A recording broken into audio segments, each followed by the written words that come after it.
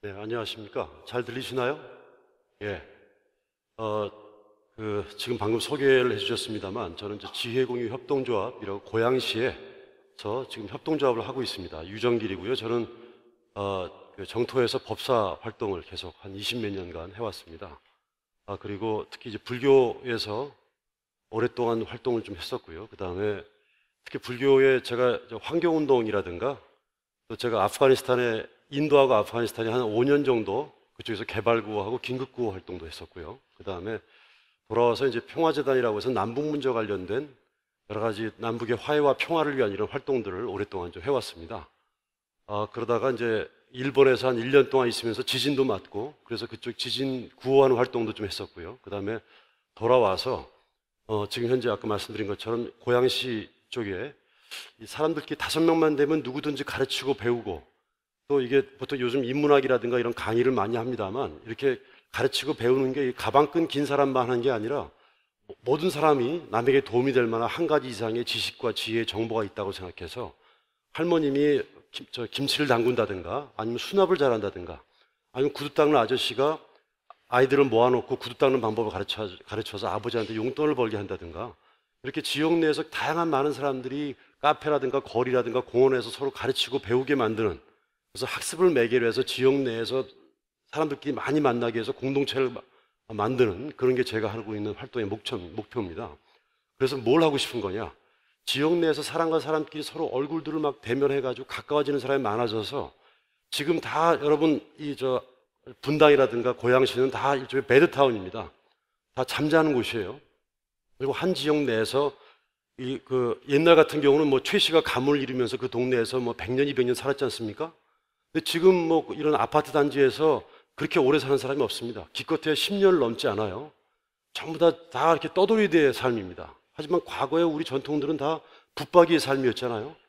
붙박이의 삶이다 보니까 이웃과 이웃이 친하지 않을 수가 없게 되고 서로가 돕지 않을 수 없게 되는 거예요. 또 붙박이의 삶이다 보니까 그 지역에 대해서 나무가 함부로 훼손된다든가 또 땅이 훼손된다든가 물이 오염된다든가 이러면 가만히 있을 수가 없는 거죠. 붙박이기 때문에 그 지역 내에서 우리 선조들이 300년, 400년 살아왔고 앞으로 우리 후손들도 그렇게 살 거기 때문에 그 지역에 대해서 남다른 책임감을 안 가질 수가 없는 겁니다. 근데 지금의 모든 사람들은 다 떠돌이의 삶을 살고 있는 거예요. 이걸 갖다가 어떻게 하면 이렇게 붙박이로 만들 수 있을 것인가를 고민하다 보니까 사람끼리 가까워지고 친해지는 것들, 그 다음에 그 속에서 서로가 많은 의미 있는 공동체들이 많아지는 게 굉장히 중요하구나. 또 서로 사람들과 사람끼리 협력하면서 살도록 만드는 게 굉장히 중요하구나 하는 생각이 들어서 제가 지혜공유 협동조합을 만들어서 활동을 하고 있습니다. 저는 어쨌든 불교 내에서 그동안 한 30년 가까이 활동했었고 다양한 사회활동을 하고 있습니다.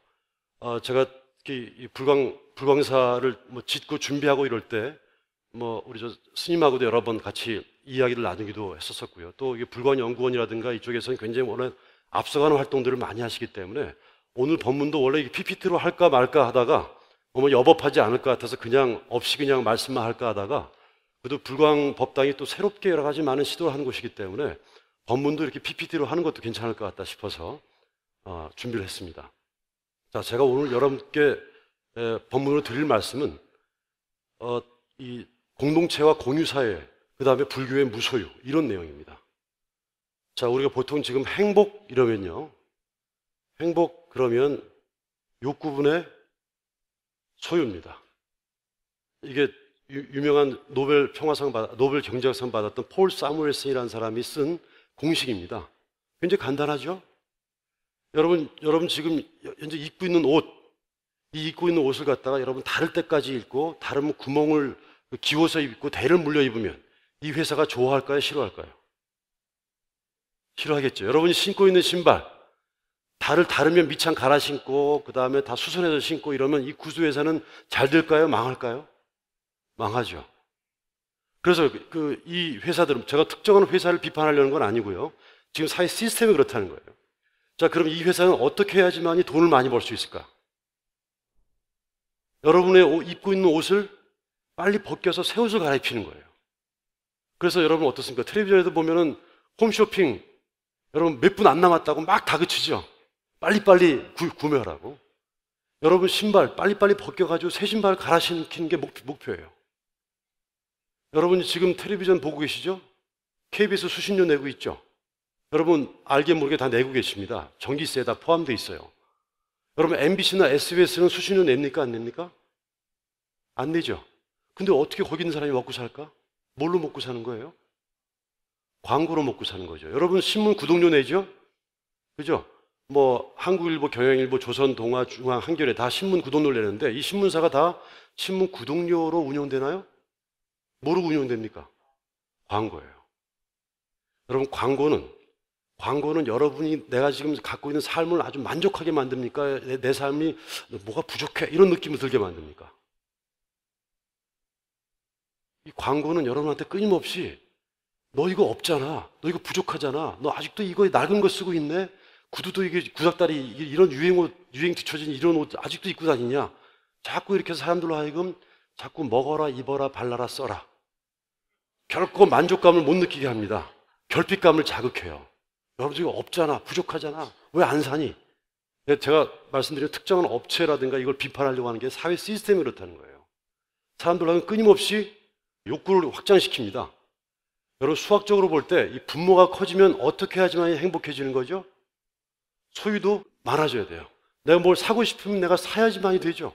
먹고 싶으면 내가 먹어야지만 나 행복한 거예요. 갖고 싶으면 내가 가져야지만 행복해지게 되는 거죠. 그죠? 자, 그런데 지금 모든 나라가 지금 요즘 그 한 국가가 잘 살고 못 사는 것들 GNP, GDP로 평가합니다. 여러분 GNP 그러면 Gross National Product예요. P가 뭐라고 했죠? 프로덕트입니다. 프로덕트는 생산이죠.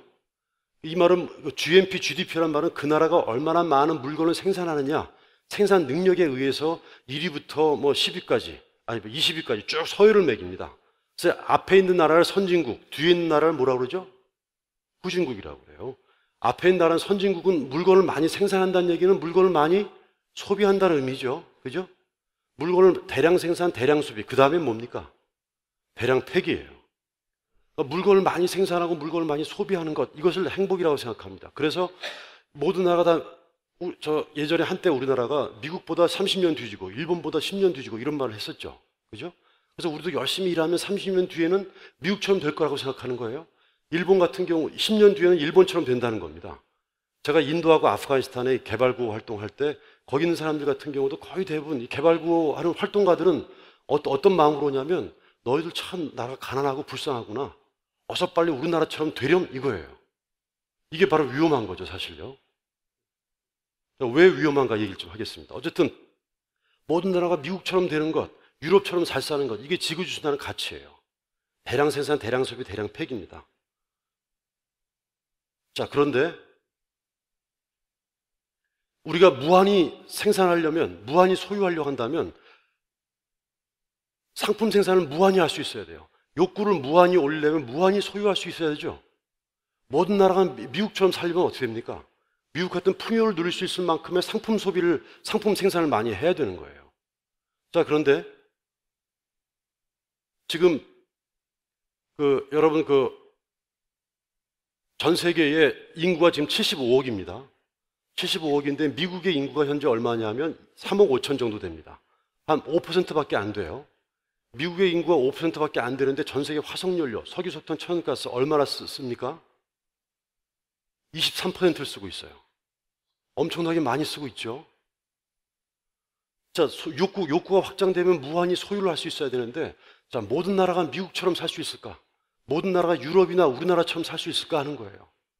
우리나라도 GNP, GDP 12, 13위 이렇게 올라갔죠. 전 세계적으로 굉장히 잘 사는 나라입니다. 굉장히 풍요로운 나라예요. 여러분이 한때 60년대, 70년대 영화를 보다가 허리우드 영화를 보면은 아, 우리 부모님이 왜 미국인이 아닐까 이런 생각 혹시 해보신 분 계세요? 그러신 분 계시죠? 제가 아프가니스탄, 인도에 갔더니 저는 실제로 제가 이 불교 내에 있으면서 제가 저금도 해본 적이 별로 없거든요. 월급 받은 적도 없었고. 그런데 인도, 아프가니스탄에 갔더니 거기 아이들이 나보고 그렇게 생각합니다. 내가 저 나라에 태어났으면 또 저 사람이 우리 아버지였으면 이렇게 생각하는 경우가 있어요. 그렇게 본다고 한다면 여러분은 지금 한국에 태어났다는 것 자체가 굉장히 큰 복인 거죠. 그죠? 자, 어쨌든 전 세계가 모두 미국처럼 일본과 유럽이나 일본이나 우리나라 같은 이런 식의 엄청나게 많은 생산과 소비를 하면서 과연 살 수 있을까 하는 거예요. 그렇게 살면 어떻게 되겠냐 하는 겁니다. 그래서 끊임없이 욕구를 확대시키게 되면 소유를 무한히 확정해야 되는. 자, 그런데 개인의 욕구는, 우리가 물질과 정신이 있어요. 물질과 마음이 있다고 한다면 욕구는 뭐와 관련된 겁니까? 개인의 마음과 관련된 거예요. 그죠? 물질, 소유는 뭘 소유하는 겁니까? 물질을 소유하는 거예요. 그동안 우리 사회는 끊임없이 누가 많은 물질을 소비하느냐, 누가 많은 물질을 갖다 소유하고 많이 점유하고 하느냐, 이것이 잘 사느냐 못 사느냐의 척도였습니다. 인간의 욕구는 당연한 거예요. 욕구는 당연한 거기 때문에 누가 많은 소유를 하느냐, 누가 많이 돈을 버느냐, 이게 관건이었다고요. 이걸로 모든 게 우리 사회가 다 촘촘히 포섭되어 있습니다. 인간관계를 맺을 때도 다 주판을 튕겨요. 이윤과 이해 동기로 사람을 만나려고 합니다. 여러분, 저기 젊으신 우리 어머니들, 우리 아이가 국민학교, 초등학교 친구를 데려왔어요. 친구를 데려오면 뭔가 물어보고 싶은 거 있죠? 뭐 물어보고 싶으십니까? 너희 아버지 뭐 하시니? 이거 물어보죠. 그다음에 또 물어보고 싶은 거. 너 공부 잘하니? 물어보고 싶은 거죠. 너희 아버지 뭐 하시니? 공부 잘하니를 왜 물어보고 싶을까? 우리 아이가 그런 애하고 놀아가지고 더군다나 공부를 잘했으면 좋겠다는 거죠. 공부는 왜 잘하려고 하는 거예요? 왜 대학교에 의대, 법대, 영문과가 왜 높은 겁니까? 그런 학과를 들어가야지만이 경쟁사에 있어서 훨씬 더 유리한 조건에 있을 수 있기 때문에 그런 거예요. 그러니까 이 아이들의 인간관계를 맺을 때 이미 부모가 갖고 있는 그런 식의 이해타산의 동기를 갖다가 아이들의 친구 관계를 맺는 데도 개입해 들어갑니다. 그러니까 애가 공부도 잘하고 집안도 좋으면 맛있는 거 해주면서 앞으로 자주 놀러 와라 이러잖아요. 그죠? 근데 불행하게도 그 아이는 누구하고 사귀고 있는 거예요? 자기보다 못 살고 자기보다 공부 못하는 우리 아이하고 사귀고 있는 거지 않습니까? 예? 다 그렇게 다 아이들의 교우 관계까지. 여러분, 대학이 지금 진리의 전당입니까? 대학은 그렇지 않아요. 이미 소위 고급 취업 양성소가 돼버렸어요. 그다음에 여러분, 종교는 어떻습니까? 교회 다니고 절에 다니고 하는 게 다 믿습니다 주시옵소서예요. 예? 그래가지고 부처님이나 예수님한테 헌금 좀 많이 낼 테니까 10만 원 낼 테니까 100만 원 벌게 해달라는 거예요. 예? 전부 다 달라는 거라고요. 원래 부처님은 끊임없이 뭐 하신 분입니까? 버려가지고 무소유의 삶을 살라고 했잖아요. 예수님은 뭐라고 했어요? 가난한 부자가 천국에 들어가는 건 낙타가 바늘구멍 들어가기 어렵다고 그러고 다 버려놓고 따라오라고 얘기했는데도 불구하고 다 종교를 이용해가지고 부처님 하나님을 중간에 복덕방 거강꾼처럼 생각해서 자기가 갖고 있는 돈벌이에 다 이용하고 있는 거라고요. 네? 종교가 없는 거예요, 지금은요. 어쩌면 돈이 종교고 거기에 적정하게 종교가 활용되고 있고 이용되고 있는 거라고요. 지금 사회가 그렇게 일종의 소유를 중심으로 누가 많은 물질을 소비하느냐, 이게 모든 게 다 척도예요. 미국 사람을 왜 선망합니까? 그들이 잘 살기 때문에. 내가 그렇게 부러우면 누구 앞에서 부럽다는 얘기는 내가 그렇게 되고 싶다는 얘기잖아요. 누구 앞에서 긴장한다는 얘기는 내가 그 사람처럼 되려고 하는 마음을 갖고 있기 때문에 그 사람 앞에서 긴장하는 거죠. 그리고 부러운 마음이 하나도 없으면 그 사람 앞에서 떨 이유가 하나도 없지 않습니까? 자, 이렇게 되고 있어요. 자, 근데 말씀드린 것처럼 이건 좀 있다. 지금 우리가 소유를 무한히 하려면 지금 모든 나라가 미국처럼 자, 지구가 있습니다. 지금 말씀드린 것처럼 전 세계 지구 인구가 75억이에요. 근데 미국이 지금 3억 5천, 5%밖에 안 되는데 전 세계 자원의 23%를 사용합니다. 엄청나게 많이 소비하고 있는 거죠. 자, 그리고 잘 사는 20% 나라, 우리도 이제 잘 사는 나라에 포함됩니다. 이 잘 사는 20%의 나라가 전 세계 자원의 82%를 소비하고 있어요. 엄청나게 많이 소비하고 있는 거죠. 이 말은 못 사는 나라가 80%가 얼마 갖고 쓰는 겁니까? 18% 갖고 논아먹고 쓰고 있는 거죠. 그죠? 만약 미국이나 유럽이나 이렇게 사는 것들이 정말로 좋은 일이라고 한다면 가난한 나라 사람들이 우리처럼 사는 걸 우리 말릴 수 없죠. 좋은 일이잖아요. 그 다음에 아메리칸 라이프 스타일이 지고지순한 우리의 진리라고 한다면 제가 있었던 인도라든가 아프간이라든가 이런 아프리카라든가 이런 가난한 나라 사람들이 우리처럼 사는 것들을 가서 도와줘야 될 거 아닙니까? 그죠? 근데 우리는 이대로 나가면 우리 인간 사회는 이대로 나가면 앞으로 유토피아가 올 거라고 생각하는 거예요. 잘 먹고 잘 살 수 있을 거라고 생각합니다. 근데 지금 실제 세계는 어떻습니까? 이대로 나가면 위기란 말을 하고 있는 거예요. 이대로 나가면 큰일 난다는 거예요. 여러분 이 말 많이 들어보셨죠? 지속 불가능한 사회라는 거예요. 지속 불가능한 사회란 말은 이대로 가면 끝장난다는 거죠. 그죠? 근데 이렇게 지구 위기를 초래하게 만들었던 건 잘 사는 20%의 책임이 있습니까? 80%의 책임이 있습니까? 잘 사는 20%의 책임이 있어요? 80%의 책임이 있어요? 지구 온난화 문제, 지구 기후 위기 문제, 쓰레기 문제 다 누구의 책임입니까? 20%예요? 80%예요? 20%의 책임이에요. 20%에 저렇게 엄청나게 많은 대량 생산, 대량 소비, 대량 표기, 물질적인 풍요를 저렇게 추구하려고 하는 것 자체가 잘 사는 일이라고 생각한 줄 알았더니 알고 보니까 이게 결국 우리를 위기를 초래하게 만들었고 이대로 나가면 끝장나게 만드는 거라는 거예요. 이거 완전 전도몽상이잖아요. 그죠? 좋은 줄 알았더니 알고 보니까 이게 독약을 먹고 있는 거예요. 어쩌면 이 말은 뒤집어 놓고 말하면 못 사는 80%의 나라 사람들이 저렇게 지질이 못나게 사라지고 있는 그 덕분에 지금 우리가 이렇게 생존할 수 있다고 볼 수 있지 않습니까? 어쩌면 저렇게 여러분이 그렇게 정말 이렇게 좀 무시해 마지 않는 저 아프리카 사람들, 인도 사람들이 만약 우리처럼 산다 한다면 벌써 끝장난 거죠. 근데 저렇게 못나게 사라지고 있는 저 덕분에, 가난하게 사라지고 있는 저 덕분에 지금 우리가 이렇게 살아도 아직도 지구가 파탄이 안 나고 있는 거라고요. 여러분, 우리가 보통 참회를 많이 하잖아요. 참회는 왜 하나요? 내가 뭘 잘못했는지 자꾸 모르고 참회하게 되면 잘못을 반복합니다. 여러분, 이런 말도 들어보셨죠? 처음에는 이 배려가 반복되면 이게 권리인 줄 안다는 말 들어보셨죠? 네? 여러분, 이 공기는 누구의 것입니까? 공기. 여러분, 예전에 물을 사고 팔았다는 말을 옛날에 들어보셨습니까? 지금 물을 사고 팔잖아요. 근데 옛날에 물을 사고 판다는 게 얼마나 가당치 않은 일이냐라고 해서 봉이 김선달 얘기가 우스개처럼 된 거잖아요. 하지만 지금 물 사고 팔지 않습니까? 지금 이 자연이 주고받는 무수한 혜택, 이게 다 돈 주고 지급한 겁니까? 공짜로 지급하는 겁니까? 공짜예요. 공짜인데 당연하다고 생각하지 않습니까? 근데 물이 오염되고 지금 공기가 오염되고 이걸 정화시키는데 얼마나 많은 돈이 들어갑니까?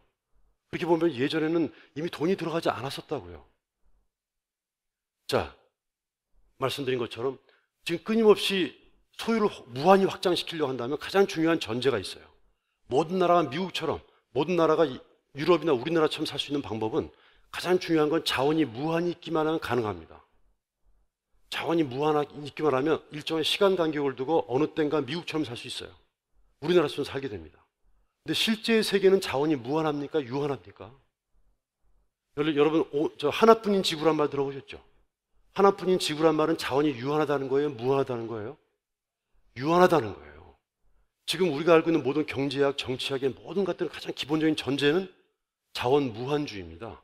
자원은 당연히 무한한 거예요. 무한한 자원을 누가 많이 전취하느냐, 누가 많이 이용하느냐, 이것이 경제 성장의 토대가 되고 있는 겁니다. 완전히 잘못된 전제에 있는 거죠. 이게 전도몽사인 거예요. 뭔가 문명에서 비롯된 겁니다. 바로 이런 식의 문명 때문에 지금 현재 모든 위기와 고통이 발생하고 있는 거지 않습니까? 자, 그러면 방법이 소유를 무한히 확장할 수 없는 거죠. 그죠? 소유를 무한 생산할 수 없으니까 여러분 수학적으로 볼 때 저 분자, 소유를 무한히 확장할 수 없으면 우리 이제 행복할 수 없을까? 하는 거예요. 소유를 무한히 확장할 수 없으면 여러분 수학적으로 볼 때 분자를 무한히 확장할 수 없으면 행복할 수 있는 방법은 없을까요? 어떤 게 있습니까? 과거에는 저 분자를 막 키워서 행복하려고 했었어요. 근데 지금 더 이상 분자, 소유를 갖다가 무한히 확장할 수 없다고 한다면 방법은 분모를 줄이는 방법이에요. 그죠? 분모를 줄이는 방법입니다. 자, 여기까지 무슨 논리적인 무슨 경강부회나 무슨 비약이 있나요? 욕구를 줄이는 방법이에요. 이것이 중요하게 환경운동이나 앞으로 모든 사회운동의 가장 기본이 되고 있는 겁니다. 저는 불교에서 사회운동을 해왔었어요. 앞으로의 방향은 누가 더 물질 소비를 많이 하느냐의 경쟁이 아니라 누가 더 욕구를 컨트롤하느냐, 이게 가장 중요한 관건이 됩니다. 가면 갈수록. 여러분 90년부터 여러분 그 틱약한 스님의 책이 베스트셀러죠. 무수한 많은 정신적인 무슨 책들이 끊임없이 베스트셀러가 되고 있어요. 왜 그럴까요? 이제 물질적으로는 풍요로워졌는데 그 속에 허해지고 있는 개인의 심리와 마음들이 이게 문제인 거예요. 자, 보세요. 과거에는 누가 물질적인 것들을 많이 핸들링하느냐, 분자를 많이 컨트롤하느냐, 갖고 있느냐가 행복에 척도했다 한다면 이제는 개인의 욕구는 마음에 대한 거지 않습니까? 개인의 마음을 어떻게 핸들링하고 어떻게 컨트롤하느냐가 행복의 가장 중요한 척도가 되고 있는 겁니다. 여러분, 쓰레기 운동, 3R 운동이라고 있습니다. 리사이클 운동, 리유즈, 리듀스라고 해서 여러분 분리수거 잘하는 것, 이게 쓰레기 운동이 아니에요. 맨 마지막에 뭐냐면 분리수거할 것도 없이 적게 버리는 것까지 가야 돼요. 분리수거할 수 없이 적게 버리는 건 뭡니까? 방법은 안 사는 거잖아요. 안 사면 될 거 아니에요. 쓰레기 적게 버리는 게 궁극적인 목표고 더 근본 문제는 삶의 사이즈를 줄이는 거예요. 이게 쓰레기 운동의 규격입니다. 결국 저렇게 사는 거라고. 이렇게 사는 것들로 가지 않으면 안 된다는 거예요. 자, 그리고 우리 한국 사회가 과거처럼 70년대, 80년대처럼 두 자릿수 경제 성장을 하고 있습니까? 못하고 있습니까? 못하고 있어요. 그럼 우리가 성장을 못하고 있는 거냐? 그렇지 않습니다. 유럽이나 다 이렇게 지금 2%, 3% 경제 성장하는 건 다 이미 유럽형인 거예요.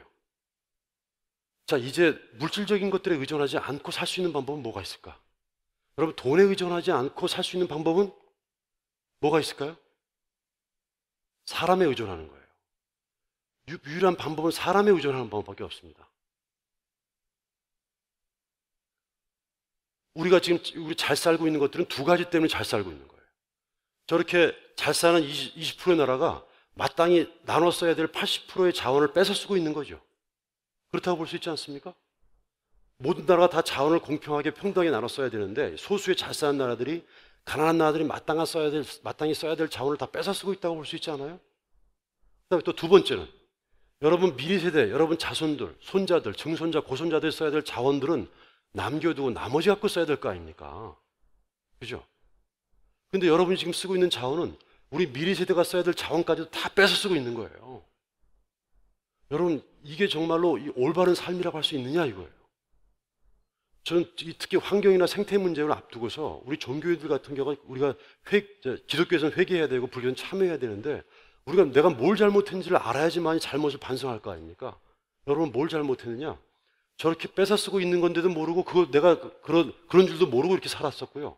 저렇게 추구하는 게 좋은 거라고 생각하고 살았었고 미래세가 써야 될 자원도 내가 뺏어 쓰는 줄도 모르고 뺏어 쓰고 있었었고 그런 사회 시스템을 만드는 것들을 바꾸려고 애쓰지도 않았고 누리고 있었어요 이미. 그런 것들을 유지하게 만드는데 여러분도 계속 관여를 했습니다. 여러분 참여의 내용들이 그런 내용들이에요. 그래서 결국 사회 변화는 이 중심을 이동시키는 건 어떤 중심으로? 여러분 불연기현이라는 말이 있습니다. 여러분 천도교에 보면 그렇다 아니다라는 말이 있어요. 여러분 그 불교에서는 무유정법이란 말 쓰죠. 정함이 있음이 없는 법. 뭐 이렇게 어렵게 말을 할까? 정함이 없다 이렇게 말하면 되는데 있음이 없다 이렇게 말 쓰죠. 있다 없다 두 개가 같이 있어요. 이게 일종의 불연기현입니다. 자, 우리 사회는 다 돈으로 주고받는 시장사회다. 이게 사실입니까? 그렇기도 하고 아니기도 하죠. 우리 사회는 비시장 사회예요. 여러분 불광운동, 여러분 광덕 스님께서 불광운동 할 때 여러분 다 월급 주면서 하셨어요? 네? 다 시간당 얼마씩 드릴 테니까 와서 불광운동 하십시오라 합니까? 종교적인 운동은 이 신념 운동이에요. 정신 운동이라고. 돈을 안 내고 다 자기 돈 내고 그런 거잖아요. 여러분 어떤 모임이다 저도 그렇습니다만 보통 이런 모임을 활성화시키는 사람 같은 경우는 시간을 많이 투여합니까? 적게 투여합니까? 이런 데 활동하는 게. 시간 많이 투여해요. 그죠? 많이 투여하고 이런 사람들이 돈을 많이 낼까요? 적게 낼까요? 돈도 많이 내요. 그죠? 이런 사람이 일을 많이 하는 사람이 욕을 많이 먹을까요? 적게 먹을까요? 욕을 많이 먹죠. 욕을 안 먹는 방법은 뭐죠? 일을 안 하면 돼요. 저 원래 여러분 이렇게 오늘 아까 보현행원 말씀하시는데 보현행원을 할 때 여러분 이렇게 좋은 일을 하는 것 중에 장착되어 있는 게 뭐냐면 욕먹음까지도 장착되어 있는 거예요. 아시겠죠?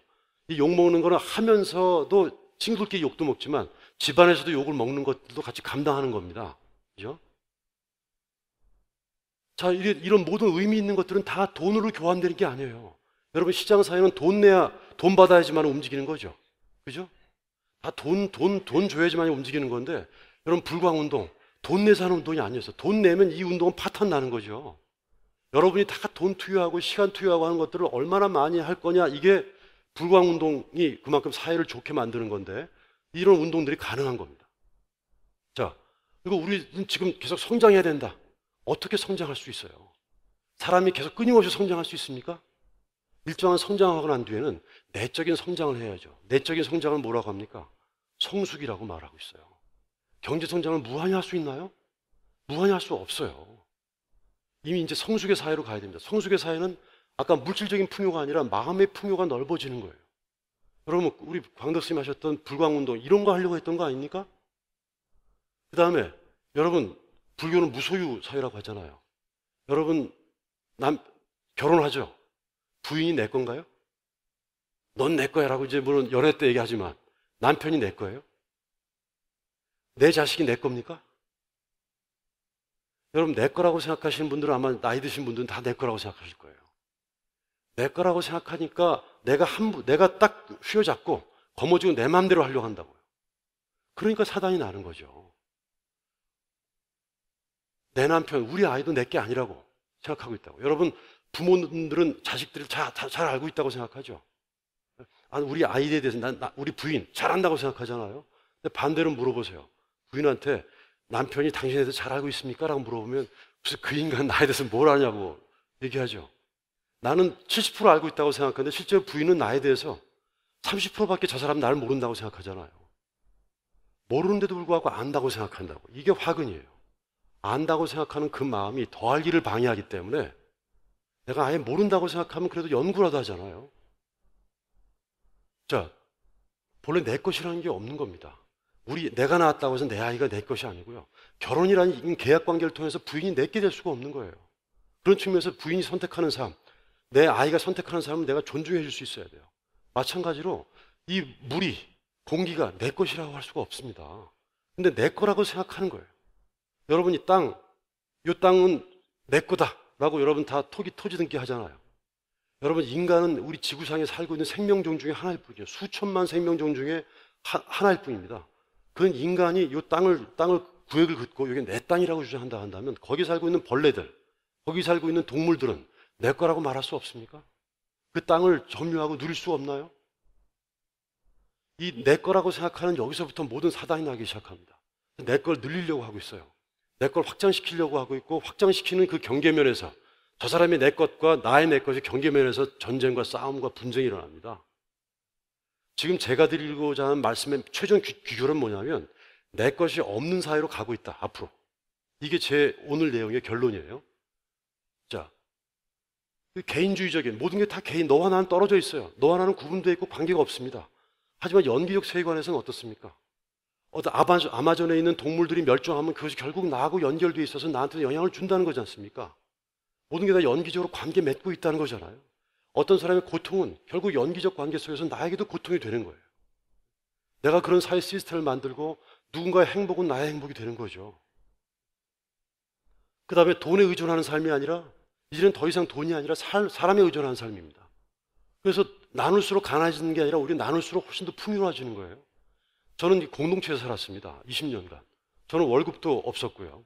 하지만 그 공동체 안에서 내가 옷을 사본 적이 없지만 옷이 모자란 적도 없었어요. 이것도 누가 중고를 이제 다려서 입고 다니고 있는 거고 거의 한 10년간 입고 다니고 있는 겁니다. 그 안에서 굉장히 많은 물건들이 많아요. 여러분 나중에 기회가 되면 설명하겠습니다만, 예, 앞으로 미래 사회는 경쟁 사회가 될 것이다? 그렇지 않습니다. 앞으로 미래가 가면 갈수록 내가 갖고 있는 것도 서로 나누는 공동체의 공유의 사회로 갈 것이다라고 하는 게 여러분 제레미 레프킨이라는 사람이 했던 협력적 공유 사회라는 말이 있습니다. 앞으로 가면 갈수록 일자리는 자꾸 줄어들어요. 일자리 자꾸 줄어들게 되면 돈을 어디서 버느냐? 여러분 그동안 돈은 일을 해서 임금 노동으로 돈을 벌었죠. 근데 그런 식으로 돈을 벌 수가 없게 돼요. 왜냐하면 자꾸 이제 기계에 의존하기 때문에 고용은 자꾸 줄어들어요. 근데 사람은 살아야 될 거 아닙니까? 그럼 어떻게 살 거냐? 앞으로는 사람이 존재하고 있다는 것 자체가 내가 살도록 만드는 그런 식의 역할을 하고 있기 때문에 존재 자체로서 여러분 이 일종의 어떤 사회적 부는 높아지는데 개인의 취업이 자꾸 줄어든다고 한다면 사회가 일종의 여러분 기본소득이란 말 들어보셨나 모르겠어요. 알래스카 같은 데는 기본소득을 다 제공합니다.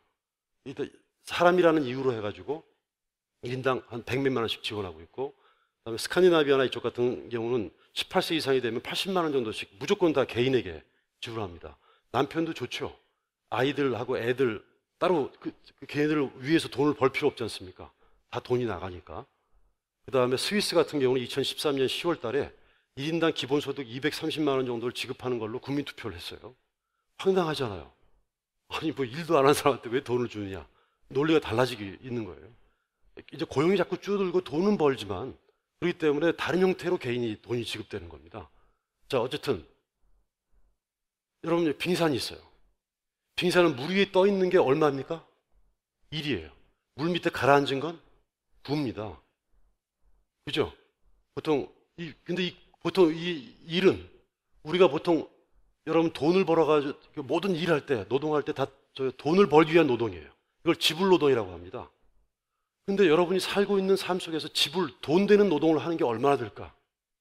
여러분, 우리 아이가 나를 위해서 웃어주고 있고, 우리 부인이 밥도 따뜻하게 해주고 있고, 웃어주면서 인사도 하는 것, 다 돈으로 지급하면 얼마나 될까요?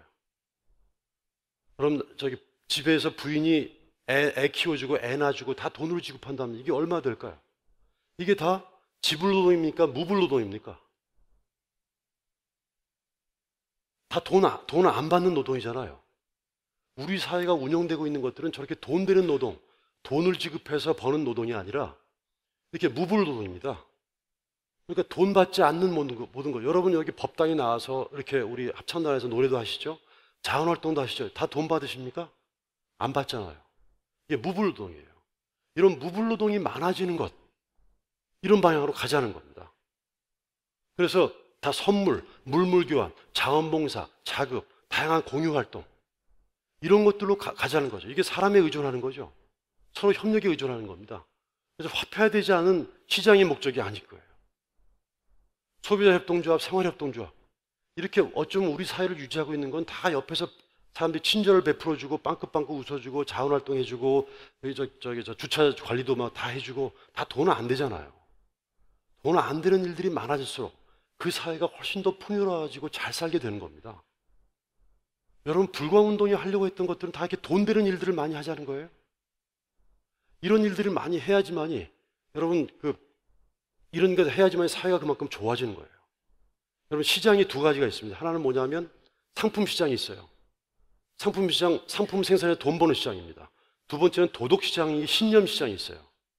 도덕 시장의 신념 시장은 뭡니까? 여러분, 인권을 위해서 활동하고 있고, 자원 활동하고 있고, 그 다음에 환경을 위해서 노력하고 있고, 가난한 사람을 도와주고 있는 무수한 사회단체 활동들이 있죠. 이런 사회단체 활동들은 상품을 만들어서 돈을 버는 게 아니지 않습니까? 근데 이런 것들이 많아질수록 그 사회가 건강해지는 거예요. 그러니까 이렇게 실제 사회도 저렇게 밑에 차지하고 있는 것들이 사회의 기본 내용입니다. 그러니까 저걸 갖다가 공식화시키고 저걸 제대로 하자. 이게 이제 공유하자 하는 겁니다. 그래서 이제 공유 공동체입니다. 서로 협력하고 의존하는 거예요. 이 불광사가 새로 불사를 하셨어요. 여러분, 겉모양이 바뀌었지 않습니까? 여러분, 왜 겉모양이 바뀌면 안도 같이 바뀌어야죠. 예? 옛날 같은 똑같은 방식이 아니라 뭔가 새로운 방식도 시도해 볼 수 있지 않습니까? 새로운 방식이라는 건 뭡니까? 다시 근본으로 돌아가는 거죠. 원래 광덕 스님께서 하시려고 했던 게 과연 뭐였을까? 원래 어떤 종교 조직이 커지게 되면 자꾸 조직과 건물과 유지를 이거 갖다 건사하고 유지하는 쪽에 자꾸 에너지가 가요. 이러면 안 됩니다. 이 근본이 뭘까? 원래 우리가 하려고 했던 그 초심이 뭘까 갖다 언제나 갖는 거죠. 전 그것이 이런 불광 운동이라고 생각합니다. 이 운동을 하기 위해서 이것이 그러신 거죠. 자, 그렇게 해서 서로 협력하고 의존하는 겁니다. 자, 요즘에 방법이 뭐냐면 지역화폐라는 게 있어요. 우리끼리 돈 따로 쓰는 운동이 있습니다.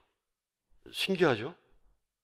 우리 여기 일단 불광사의 신도분들끼리 돈을 따로 써요. 그래서 이를테면 여러분 타임 아워라고 있어가지고 자원활동하면 그 1시간당 얼마씩 자원봉사 포인트 카드 같은 게 적립돼가지고 그 화폐로 지급이 됩니다. 그래서 나중에 내가 그 서비스를 받을 수 있는 거예요. 그다음에 지역 통화 같은 것들은 뭐냐면 지역 내에서 우리끼리 돈을 따로 씁니다. 이 방식은 지폐 방식도 있고 컴퓨터 계좌 방식도 있어요. 여러분 인터넷에서 지역 화폐를 치면은 굉장히 많은 내용이 나옵니다. 그래서 우리들끼리 서로 서비스를 교환하는데 이 화폐는 이자가 없어요. 이자가 없기 때문에 아무리 많이 갖고 있어 본들 다 소용없습니다. 그래가지고 내가 갖고 있는 서비스, 내가 이를테면 청소를 잘할 수 있는데 1시간당 얼마, 이 화폐 단위 이름을 불광이라고 칩시다. 내가 여기서 1시간 동안 일하면 100만 불광을 벌 수 있어요. 내가 플러스 만이죠. 그러면 다른 데서 누구 일을 도와주면 내가 마이너스지 않습니까? 이 플러스 마이너스가 일정하게 계속 왔다 갔다 하는 거예요. 그 다음에 요즘에 여러분이 공유 사회란 말을 지금 많이 나옵니다. 여러분, 집을 공유하는 공동주거 운동이라는 게 있어요. 이건 뭐냐면 여러분 성미산 있죠? 홍대 앞에 가면은 아예 9가구, 10가구가 집을 아예 연립주택을 하나 줬어요. 같이 협의해가지고 우리는 어떤 구조가 필요하고 구조가 필요하고 해서 집을 아주 희한하게 더 줬습니다. 그 안에는 다 맨발 씻고 다 들어가요. 10가구가. 그 다음에 아주머니를 고용해가지고 저녁밥만 해줘요. 그래가지고 2층에 식당인데 거기서 맨날 같이 저녁밥을 같이 먹습니다.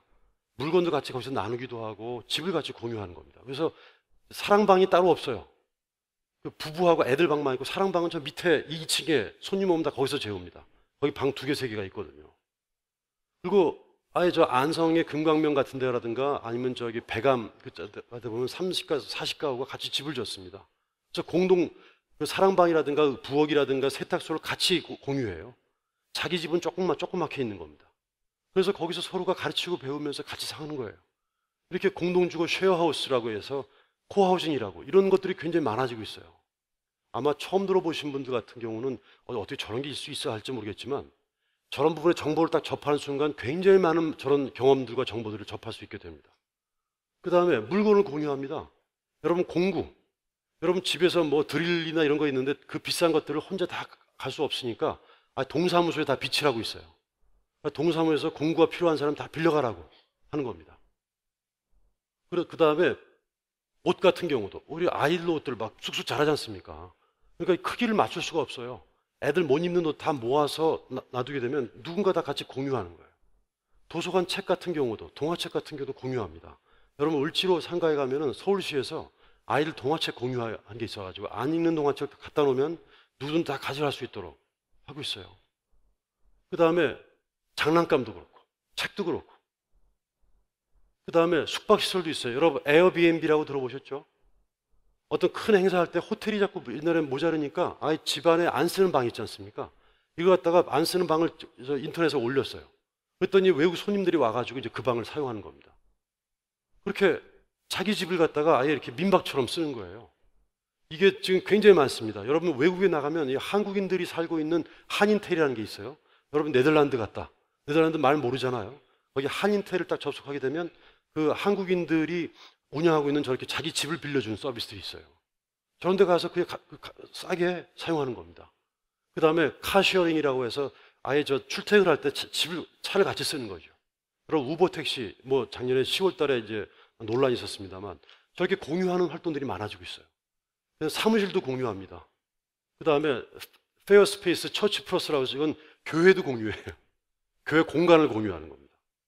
불광사 이것도 한번 생각해 보십시오. 공간들 중에서 안 쓰는 공간들 있잖아요. 이런 공간을 일정 부분을 갖다가 지역사회에 공유하도록 하는 거죠.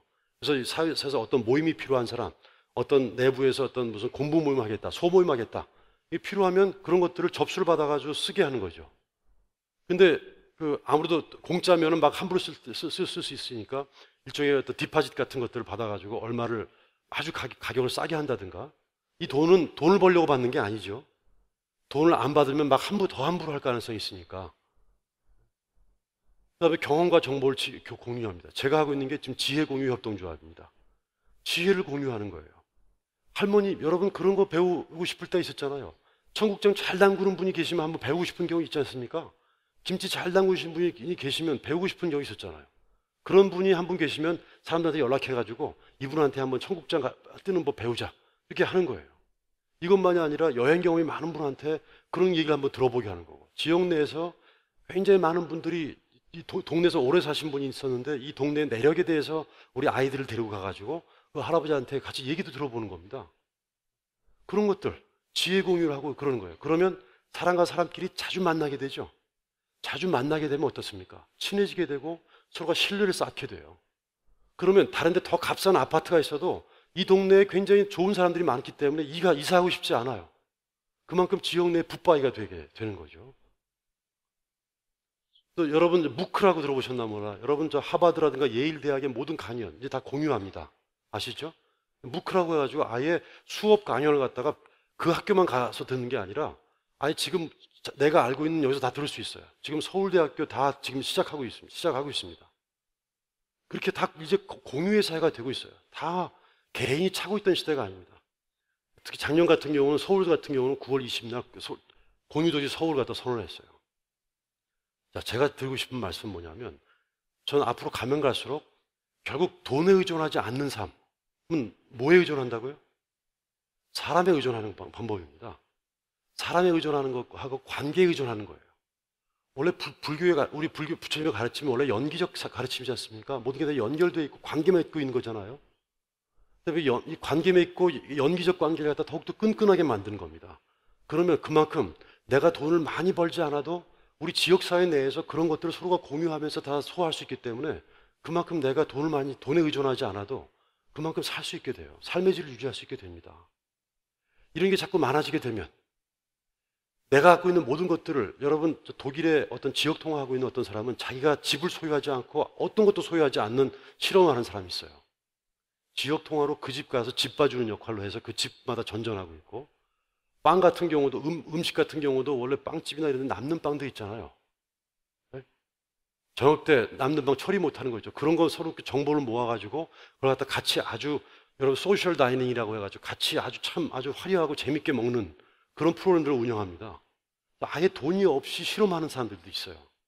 여러분 그 프리 베이건 운동이라고 해서 프리 베이건 운동이라고 해서 저는 앞으로 가면 갈수록 개인이 돈을 꿰차는 이런 식의 방향보다는 가면 갈수록 서로가 나누고 공유하는 방향으로 사회가 갈 수밖에 없고 또 그런 방향으로 가야지만이 바람직하다고 생각합니다. 그렇게 해야지만이 저렇게 지속 가능한 사회를 만들 수가 있어요. 여러분 우리 그 스님께서 굉장히 다양한 활동들을 하고 계십니다. 아까도 말씀드렸습니다만 보통 사람이 이제 실무를 하는 사람을 이렇게 비둘기의 눈으로 바라보는 시각이 있어요. 하지만 더 높은 곳에서 이렇게 매 시각으로 바라보는 사람이 있습니다. 우리 지용 스님께서는 그런 시각을 좀 갖고 계세요. 굉장히 크게 바라봅니다. 그러니까 처음엔 막 이렇게 아마 여러분한테 무슨 요구를 하거나 얘기하게 될 경우에 아마 좀 약간 좀 이해가 안 되는 것들이 있을 수 있지만 매 시각으로 바라보는 그 관점을 바라보자 한다면 좀 달리 보는 것들이 있거든요. 여러분 지금 봉은사라든가 조계사는 전통사찰입니다. 전통사찰이기 때문에 지켜야 될 과거가 있어요. 그죠? 과거를 지켜야 되기 때문에 미래를 준비하는데도 허덕거릴 수밖에 없어요. 왜냐하면 지켜야 될 과거가 너무 크기 때문에 앞날을 준비하고 이 조계사나 봉은사라든가 전통사찰들이 새롭게 뭘 시도할 수가 없어요. 그런데 여러분 불광사는 어떻습니까? 물론 지켜야 될 과거가 있죠. 하지만 전통사찰은 아니지 않습니까? 여러분 일본 불교 같은 경우는 하도 옛날 절들이 많아가지고 일본 불교는 과거의 사찰들을 지키느라고 스님들과 이런 사람들이 거기에 묶여 있어요. 여러분 대만 불교는 어떻습니까? 65년부터 시작을 했어요. 그리고 지켜야 될 과거가 없기 때문에 계속 새로운 시도와 창조를 할 수 있게 있습니다. 저는 불광사가 새롭게 불사를 하시고 난 뒤에 저는 이 과거에 연연할 과거가 별로 많지 않기 때문에 오로지 불광 운동을 갖다가 어떻게 잘 건사할 것인가 이게 중요하기 때문에 앞으로 새로운 다양한 시도들을 갖다가 하고 다양한 여러 가지 일들을 갖다 전개해 나가는데 저는 가급적 주저앉지 않고 실험했으면 좋겠습니다. 왜냐하면 서울 시내에 여러분 불광사 같은 절이 어디 있나요? 이렇게 큰 절 중에서 이렇게 새로운 활동을 하고 이렇게 현대적인 절이 없습니다. 사실. 불광사가 하지 못하면 다른 지방에서 할 곳이 없어요. 저는 그런 측면에서 불광사가 굉장히 선도적인 여러 가지 많은 역할을 할 수 있고 또 해야 된다고 생각합니다. 그런 측면에서 앞으로 전 이런 방향으로 가고 있고 다 이렇게 가면 갈수록 이게 무소유가 실현되는 방향으로 갈 수 있다고 한다면 마치 우리가 불교가 추구하려고 하는 그런 방향이지 않습니까? 거기에 전 불광사가 같이 해나가면은 전 반드시 이것이 앞으로 불교의 미래이자 또 불광사의 미래가 될 수 있다고 생각합니다. 자, 수고하셨습니다.